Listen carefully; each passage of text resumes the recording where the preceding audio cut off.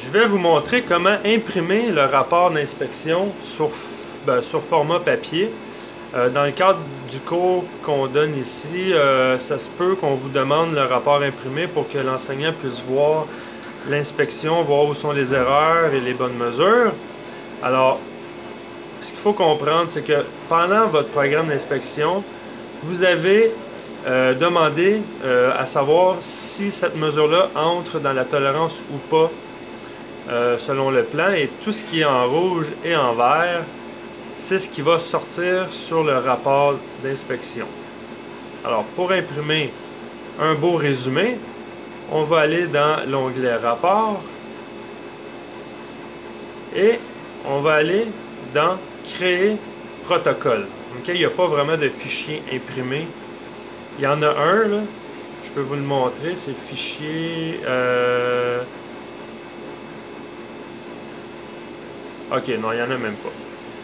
Rapport, parce qu'on peut imprimer le programme, toutes les lignes du programme ou seulement le rapport d'inspection. Alors, on s'en va dans Créer protocole.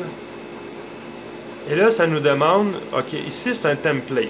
Ok, c'est une forme prédéfinie de comment vont être placés le nom de la forme, où vont être les valeurs nominales, où vont être les tolérances, et ainsi de suite. Ça, on ne le change pas. Mais nous, on va demander de le sortir à l'imprimante. On peut le sortir en différents formats, mais on va le sortir à l'imprimante. On peut lui dire une copie, 2 copies ou 10 copies, mais là, on va rester à une copie. Et on fait OK. Là, ça va rajouter une ligne en bas ici. Et ce que c'est en train de faire, c'est en train d'envoyer l'information à l'imprimante pour impression. Et là, je suis allé chercher le rapport et voilà à quoi ressemble un rapport de CMM. Évidemment, c'est logique. Tout ce qui est en rouge est hors tolérance et tout ce qui est en noir est dans la tolérance. Okay? Ça veut dire qu'on est conforme. Si on regarde plus précisément chaque ligne, on a longueur de la pièce, on l'avait nommé comme ça. Nous, on a détecté une distance en X. Okay? C'est de gauche à droite, c'est dans l'axe des X. On a dit que le diamètre nominal, le diamètre qui est demandé, c'est 5 pouces.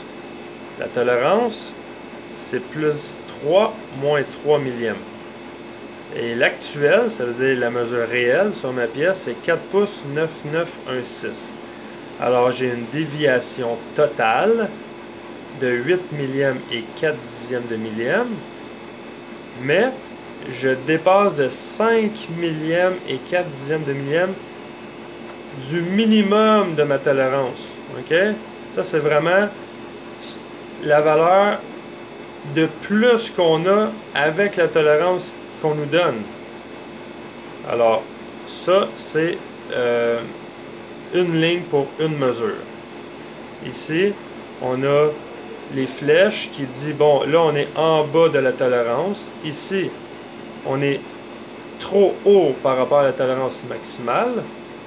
Et quand on a des astérix comme ça ici, ça veut dire qu'on est dedans et il nous situe environ par rapport à la tolérance totale de la pièce. Alors, si on prend un exemple pour le trou, on a le trou de 1 pouce 12. Sa position, on l'a ici aussi. On a 3 éléments pour le trou d'1 pouce 12. On a le diamètre, mesure nominale avec tolérance maximale et minimale, la valeur actuelle, la déviation totale et la déviation par rapport à ma cote maximale.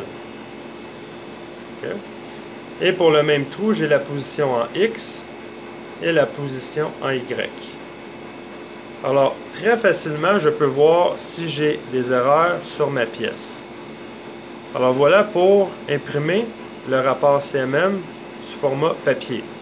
Quand vous remettez le rapport, vous identifiez à un endroit votre nom, parce qu'on s'entend que si on imprime plusieurs rapports, si plusieurs élèves impriment plusieurs rapports, c'est très facile de les mélanger. Alors, vous pouvez écrire votre nom avec le nom de la pièce en question qui a été inspectée. Voilà.